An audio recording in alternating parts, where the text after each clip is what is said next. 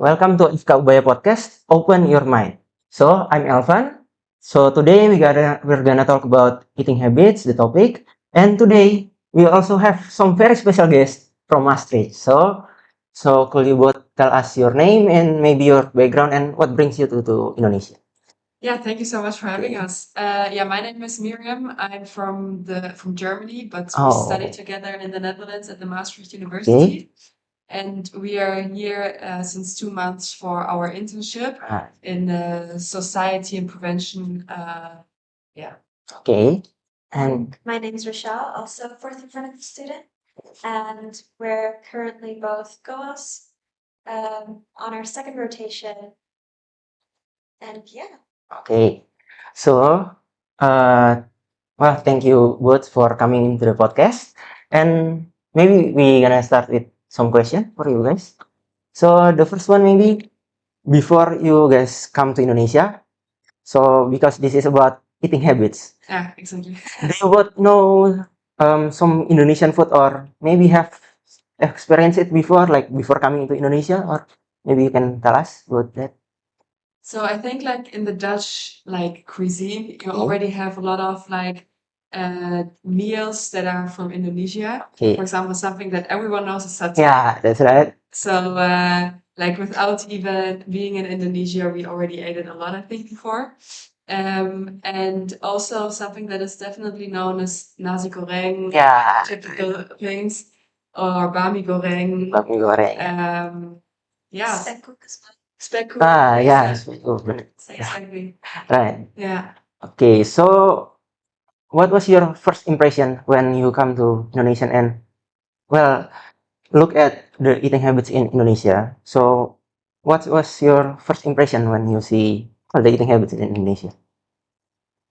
I think we can speak mainly about the urban community that we've Okay, experienced here. okay, And I think from what we heard was that the first two meals are usually the same, okay. and that dinner is different, and that nasi putih is almost always Yeah, the main ingredient. that's true. And you have a lot of different kinds of nasi.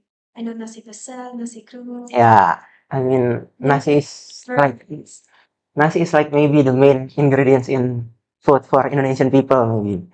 And what about the difference? So the difference in eating habits for in Indonesian and maybe in the Netherlands, maybe. I think you can already start with the breakfast. Like, Oh, yeah. Okay. Okay, it's not the breakfast. that's like when I compare it to what I ate here. So in Germany or the Netherlands, Yeah. it doesn't really differ. We most of the time have either oat with milk or yogurt. Yeah. Or we eat bread. Ah, So we eat not warm dishes as you Yeah. do here. okay. And also that's the same then either in the evening or in the for the lunch. So in the Netherlands and in Germany, most of the time we only eat once per day a warm dish. Okay. And here I think 3 times per day, right? Yeah, kind of. Kind of. So I would say this is for me the main difference at the Difference. beginning, especially. And of course also the spices you're using Yeah. and all these things. Yeah, because especially here, what we've noticed is that people really like their strong taste. Yeah, Yeah. it's true. So very sweet, very salty, or very spicy. Spicy. Exactly. Okay. So what is your Indonesian favorite dish so far from your experience in Indonesia? Maybe for each of you, maybe. Okay, so I think here I have to out myself because Okay. I'm vegetarian, so I Okay. don't eat fish and meat, and for me Okay. it's actually very challenging to find food that is not with meat Okay. or fish. So therefore I would say gado gado. Yeah. Aduh. But I also had very good nasi goreng with Nasi fish goreng. or meat. So Okay. yeah. Maybe For me, soto. soto, ayam. soto ayam. Yeah. So, okay. So, based on your experience so far in Indonesia, is there any food that maybe you, for the first time you see in Indonesia and maybe it's not usual to have it in maybe in the Netherlands? Maybe some special food that you just found in Indonesian like that? Oh, that's a good question. I think all the meals, right? Like, I mean, we do have like the basic Yeah, meals, like basic. nasi goreng, but when it comes to, I think gado-gado, I didn't know before. I didn't either. Maybe if you go to Indonesian restaurant, Yeah. you could find it. Yeah. But if you ask a Dutch person, I don't think they would know what gado is. Yeah. And also, something I really like is the use of tempeh Yeah. and tofu here. Nice. Because I think I also cook it by myself when I'm in the Netherlands, but that's basically because I need any proteins because I'm not eating meat. Yeah. But I think if I wouldn't, or if I would eat, then I wouldn't even really know it. Yeah. And I think you guys cook it really well. Like I really like the taste, how you prepare it, you know? Okay. And well, from your stay in Indonesian, you both have some projects like in Indonesian for eating habits. So based on your projects, what have you found out about eating habits in Indonesia from? Yeah, we did an analysis. Okay. Both two different ones. I focused on children aged 6 to 12 years old. Okay. So like elementary school. Yeah, in Indonesia. And I talked to the children, I talked to their mothers, interviewed teachers and all these different community members Okay. to find out what kids are eating. Yeah. And from what I found was that there's a lot of peer pressure as well. Okay. Like they influence each other. Yeah. Yes. Like if one of them is just like, oh, I don't want to eat that, then their friends might do the exact same. Yeah. Okay. And also vegetables are not their favorite. Yeah. That's I think that's common That's everywhere. children. Yeah. That's a children thing. Fruit they very much like. Yeah. The children I spoke to. Okay. And yeah. I also found that I think the economy also plays a big role Yeah. on their eating habits. Mhm. So depending on what they can afford, because meat is a lot more expensive, for example. So that also influences what they eat. And I think the main factor is what mom decides to make at home. Yeah.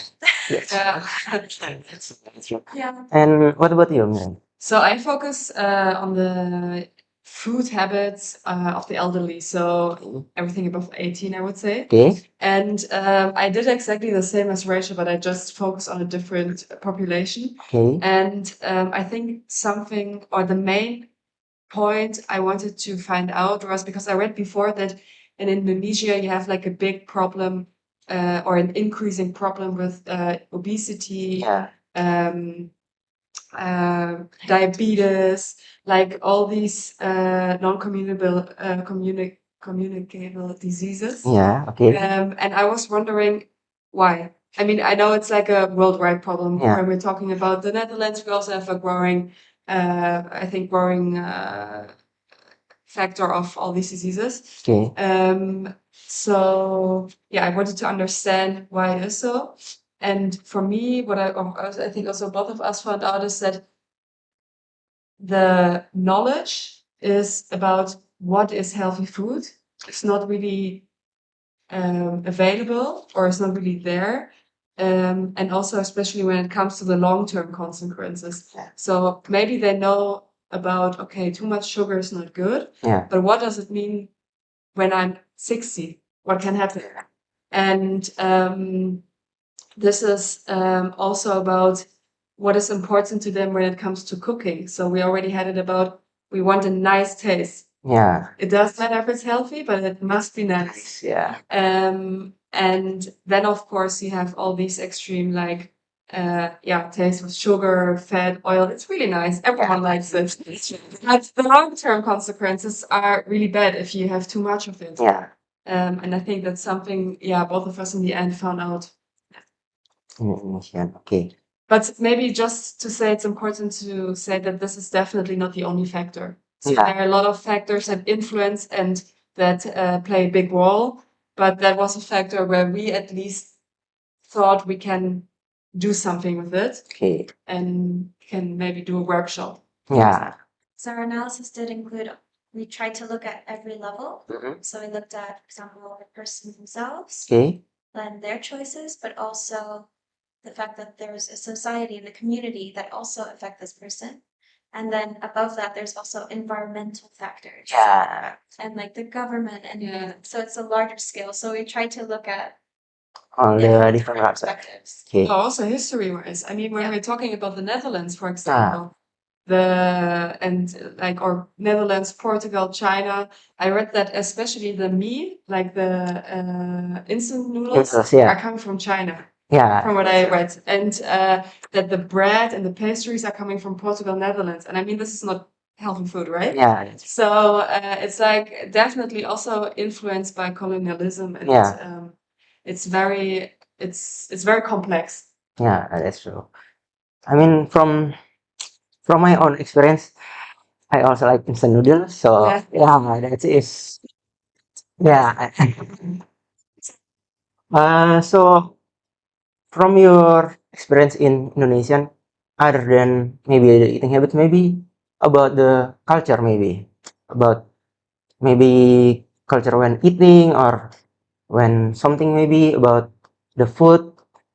Have you guys found out about something like that? About, for example, uh, when we cook fried chicken, Yeah. we need to have like maybe some too many oils, maybe. So in Indonesian, does that factor affect the disease? So for like hypertension, diabetes, and other things like that, is it affected or Could you like what is exactly the question? so like in Indonesian people like fried chicken Yeah. and that.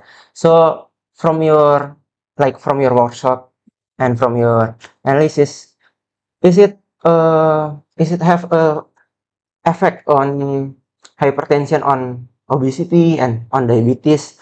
Is it have a big factor or only a minor factor in the disease? I think it's very, very hard to quantify Okay. much of an effect the factor has. I would definitely say with confidence that it's a contributing factor to the Okay. diseases, but I would not be able to say with certainty Oh, okay. on what size. Yeah, Okay. I mean, if you eat like every day fried chicken, Yeah. only once a month, Yeah. it's definitely a difference, right? Okay. So other than the breakfast in Netherlands in Indonesian, is there any other difference in eating habits? I mean, for example, in the usage of maybe oil and maybe salt in Netherlands, maybe it's only a little in comparison to in Indonesia. Oh, I think we do definitely less spicy. less spicy. Okay. Salt and the sugar, I think that depends per household. Yeah. Oh, There's a okay. very big variety or diversity within that. Okay. Yeah, but when I compare that thing to the restaurants, Yeah. especially sugar, Yeah. then I really taste the difference here. Then I taste that there's way more sugar in everything than what I get in the restaurants in the Netherlands or Germany. Okay. Yeah, also iced tea. Iced tea. Specifically Yeah. iced tea. Okay, I see. So Definitely. when you guys stay in Indonesia, do you often cook for yourself or maybe buy from like street food or maybe from restaurant maybe? We mainly bought food from restaurants But or from restaurant, okay. So like for now in Indonesian, do you have like fav not a favorite food Hmm. for exactly, but like favorite restaurant? Like an example, maybe something maybe?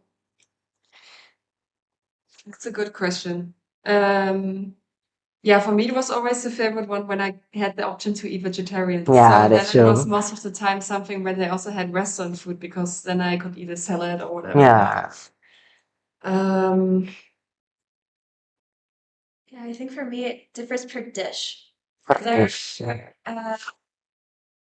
Someone took us to eat fish in Yeah. Gresik at Okay. some point, and there was this one restaurant that had a really, really good bandeng goreng. Bandeng goreng, yeah, okay. And I also remember that some nurses from the Puskesmas where we just came from took me to get nasi grau. And it's Nasi garau. different warung, so there's little spots everywhere. Okay.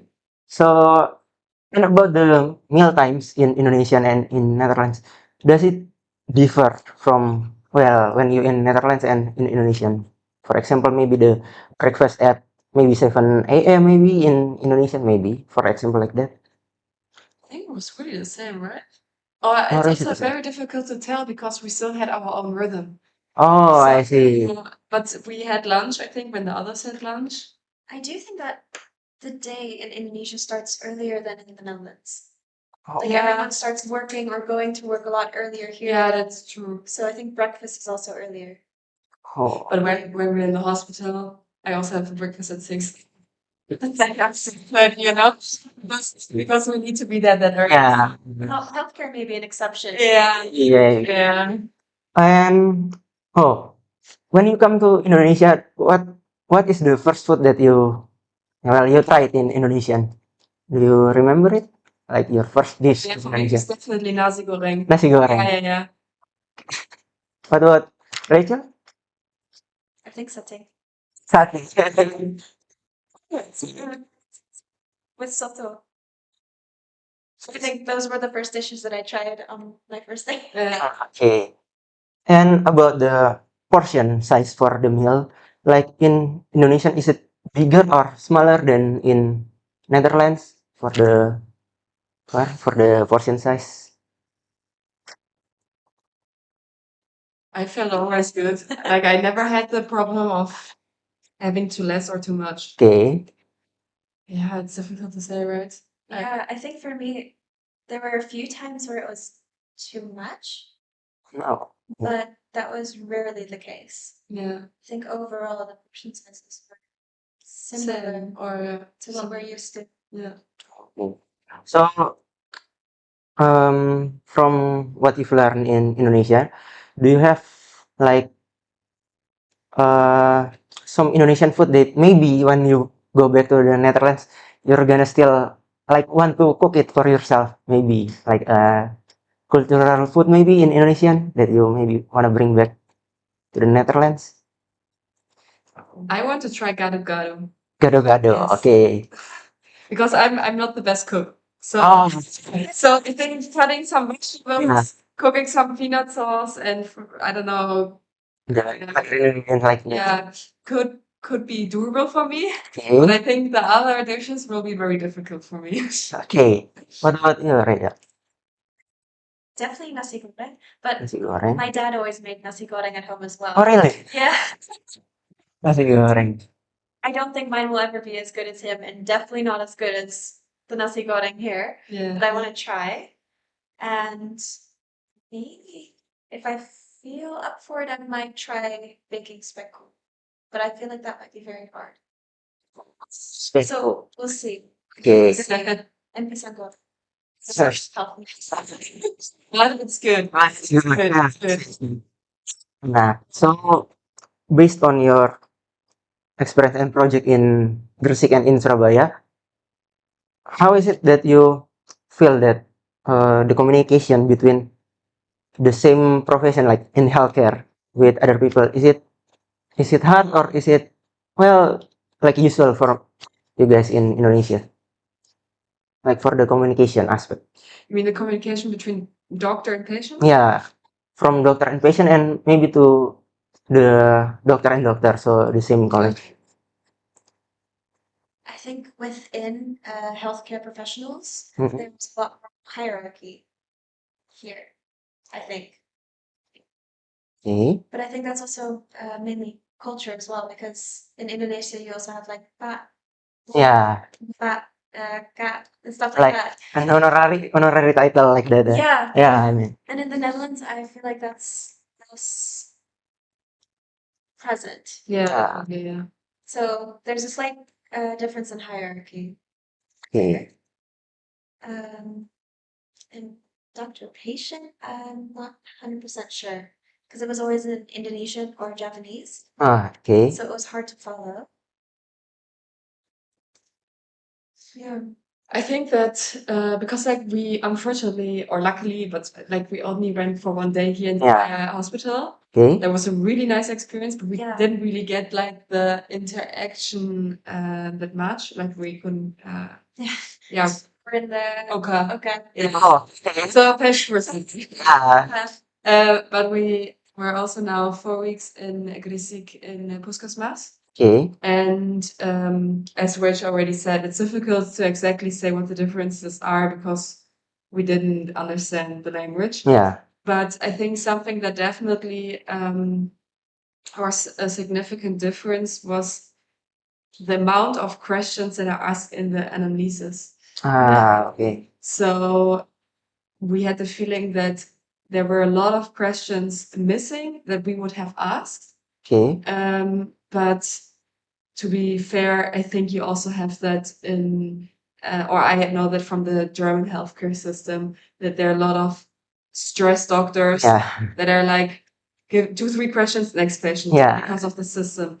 So it's hard to tell whether it's like a system problem or if it's how it's teached you, you know? Yeah. Yeah. So another one, if based on you two in here in Indonesia, do you have some favorite experience when working in healthcare, like in Indonesian, for both of you?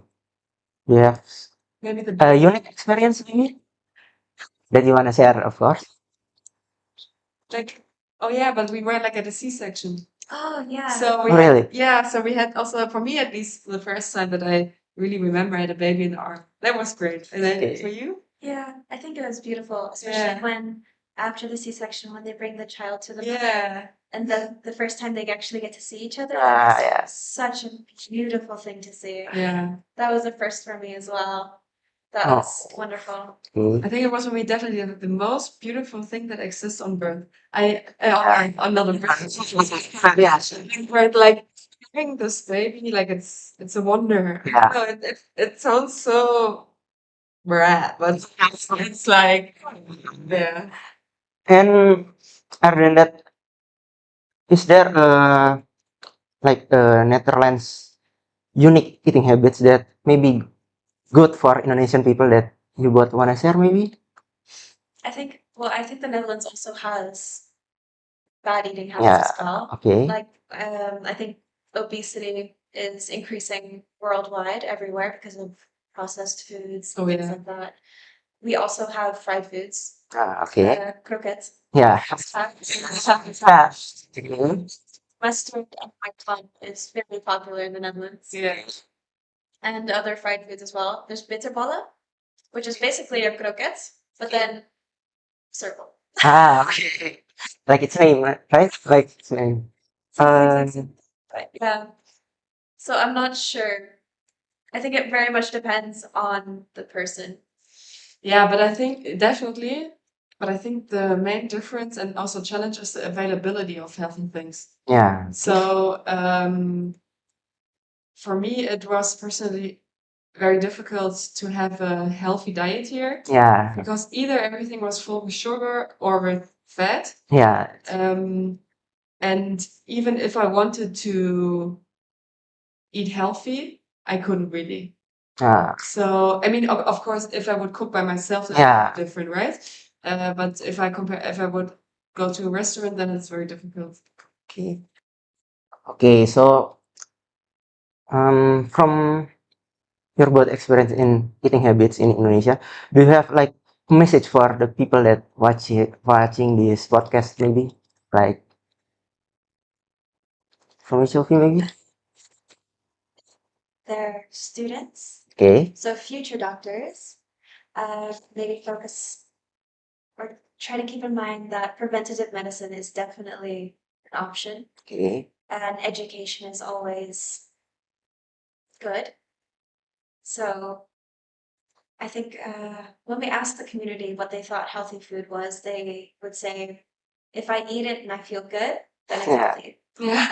And if I eat it and I feel sleepy, or I don't feel good, or I get a stomach ache, then it's not healthy. So I think, yeah, if you have a patient that has certain comorbidities like hypertension or diabetes, I think education in those situations would be really, really beneficial, especially in pre-diabetic stages Yes. or in a young adult with hypertension symptoms already as well, to kind of slow down or to switch it around and to hopefully get the blood pressure and the glucose under control. Yeah.